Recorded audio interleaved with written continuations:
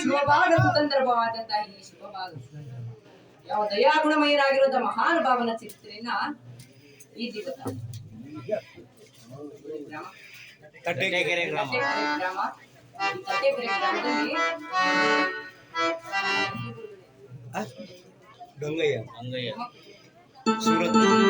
ಗಂಗಯ್ಯ ಮತ್ತು ಧರ್ಮಪತ್ನಿಯವರಾದಂತಹ ಶಿವರತ್ನ ಮತ್ತು ಅವರ ಮಕ್ಕಳು ಮತ್ತು ಗ್ರಾಮಸ್ಥರುಗಳನ್ನ ಕರೆತಂದು ಯಾವ ದಯಾಗುಣಮಯರಾಗಿರುವಂತಹ ಮಹಾನುಭಾವನ ಚರಿತ್ರೆಯನ್ನ ಕಥಾ ಸಂಕಲ್ಪವನ್ನು ಮಾಡ್ತಿದ್ದಾರೆ. ಚರಾಚರ ವಸ್ತುಗಳಲ್ಲಿ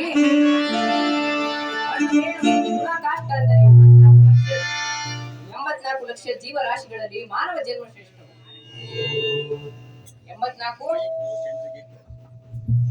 84 ಲಕ್ಷ ಜೀವರಾಶಿಗಳಲ್ಲಿ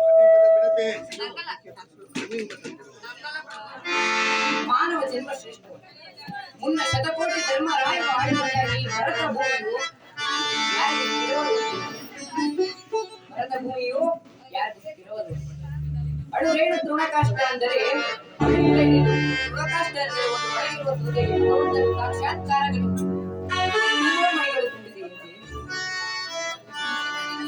ಹೈಮಾ ಮಹಿಮಾ ಗರಿಮಾ ಪುರುಷತ್ವದಲ್ಲಿ ಬ್ರಹ್ಮಕಲ್ಪಿತ ನಾಂದವ್ಯದಿಂದ ಆದಂತಹ ಯಾವ ಭಗವಂತನ ನಾಮಸ್ಮರಣೆ ಈ ವಾರವಾದಂತಹ ಗುರುವಾರದಲ್ಲಿ ತಟ್ಟೆಕೆರೆ ಗ್ರಾಮದಲ್ಲಿ ಯಾವ ಮಹಾನುಭಾವನಾದಂತಹ ಗುರು ಶಿವೇಶ್ವರ ಸ್ವಾಮಿಯ ಕಥಾಶ್ರವಣ ಕಥಾ ಕಾಲಕ್ಷೇಪವನ್ನು ಏರ್ಪಡಿಸಿದ್ದಾರೆ.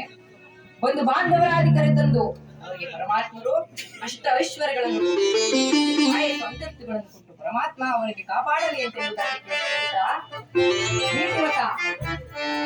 ಮಹಾನುಭಾವನ ದೇವಸ್ಥಾನದ ರಾಜ ಸತ್ಯವ್ರತ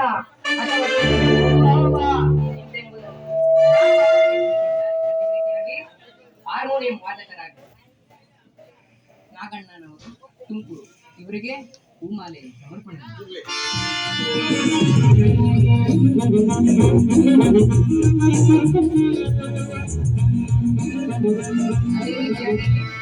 ನಮ್ಮ ಹಿರಿಯ ಕಲಾವಿದರು ನಮ್ಮ ಗುರುಗಳಾದಂತಹ ನಾಗರಾಜ ಅವರಿಗೂ ಸಮರ್ಪವಾಗಿ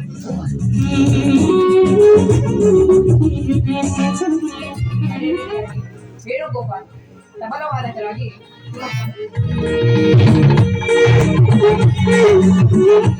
ಅದೇ ರೀತಿಯಾಗಿ ಕ್ಯಾಶಿಯೋ ವಾದಕರಾಗಿ ನಮ್ಮ ಗುರುಗಳಾದಂತಹ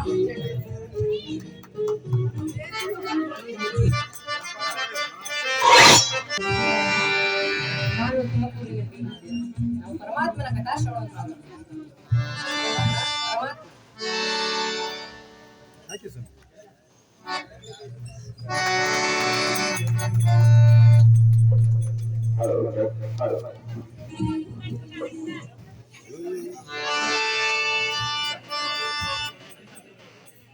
ಮಧುರೆಯಿಂದ ಶನಿ ದೇವ ಬಾರೋ